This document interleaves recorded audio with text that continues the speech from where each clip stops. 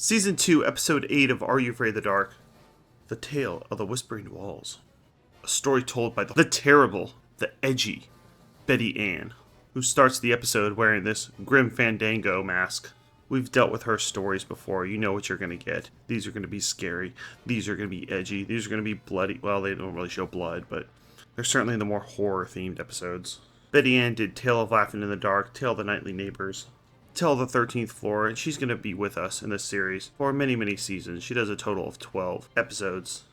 She tells a story in a total of 12 episodes of Are You Afraid of the Dark, so get used to her. In fact, she might be my favorite storyteller. She gives you exactly what you want. Gary's too obsessed with magic. David's too inconsistent. You want horror. Betty Ann's going to deliver it to you. And the story starts with a babysitter by the name of Louise Lamb driving two kids, Claire and Andrew, and they talk about how they're going to go to this amusement park. So it leads you to believe, oh, this is going to be another amusement park one. Just like Betty Ann's first story, A Tale of Laughing in the Dark with Zeebo the Clown. And Andrew even talks about this amusement park they're about to go to, and the Laughing in the Dark funhouse, and references Zeebo himself. So I got excited. We're going to see Zeebo again. But alas, they get lost, looking for Highway 9, and we see that someone has put up a fake sign that they wrote on cardboard that says Highway 9 to the left, when really it falls down after they leave and Highway 9 is to the right. So someone's misleading them to the wrong direction. And this episode references Rocky Horror Picture Show. I'm pretty sure that's what they're going for here. It's hard not to draw the comparisons. They come to this tavern called the Whisper Inn that's dressed up like a pioneer saloon. They meet a guy who looks just like Dr. Frankenfurter himself from Rocky Horror Picture Show, Tim Curry. And talks like him, too.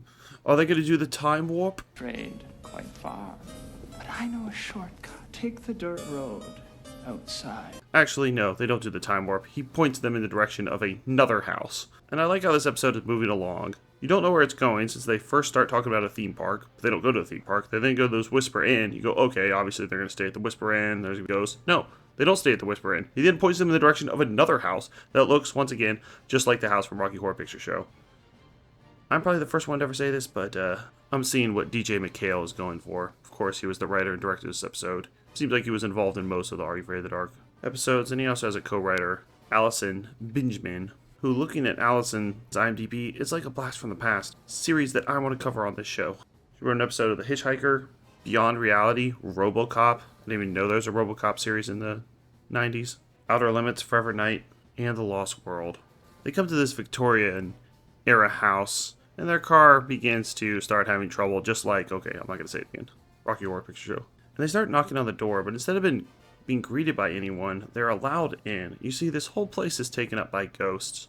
While we have one adult character in the Whisper Inn, the rest of this episode is really the kids dealing with these ghosts. I figured they were going to be greeted by some goofy couple who was going to beckon them in. But while this is a trope that's been done 1,000 times before, where a car breaks down and you have to go into this old house, they're doing enough here to make it feel original. And I think letting them wander through this house by themselves was the right idea. This whole episode feels barren. You feel just as lost as the characters. They're being led by their nose by this unseen force, and they're not really running into any adults. The Asian babysitter, Louise, goes in first, and then never comes back, so the kids go into the house to start looking for her. They follow a sound upstairs. Music is playing, and they feel like Louise may have gone upstairs. And as they're walking, they'll see these ghost faces that'll pop out of the walls and then go back in just as quickly. And upstairs, they're greeted to this nice cake, but before they take a bite of it, they accidentally spill a piece on the floor and find out that it's made of acid. So definitely good that they didn't actually try to eat it, because it would have burned their little throats. And they run out of this house and go back to the Whisper Inn. They're greeted to a great Gatsby party, like something out of The Seventh Guest. When they arrive at this inn, these are once again ghosts. And they make it much more clear this time. Usually in these episodes, they have very detailed backstories, since Are You Afraid of the Dark is inspired by urban legends and tales. DJ McHale has talked about this in interviews. But this one leaves it up to your imagination. What exactly is going on here? Everyone's a ghost, but they leave enough up for interpretation that you can use your imagination. Seems like this inn used to be a dance hall, and these people that are dancing at the Whisper Inn used to live in this large house that they just came from. This, of course, scares them, and so they run back to the house again. They keep going back and forth. They go to the house, something scary happens. They go to Whisper Inn, something scary happens. They go back to the house. They do find Their babysitter Louise this time, holding what looks like a baby, until she throws it into the arms of Claire, and Claire finds out it's actually a boa constrictor. It's unfortunate these episodes are constrained by the 24-minute time limit, because the ending of this is a bit unsatisfying. They're being chased around by these ghosts, and then they just end up getting saved by a ghost that doesn't want to see this Whisper Inn manager take more children away. And the little kid Andrew probably has the weakest weapon I've ever seen. He has a little handheld fan that supposedly scares the ghosts. Oh man, these guys are freaking wimps. They couldn't think of something better, at least give him like a super soaker. So while this is a good episode, the ending is rushed, and come on, they can't give him a better weapon than this.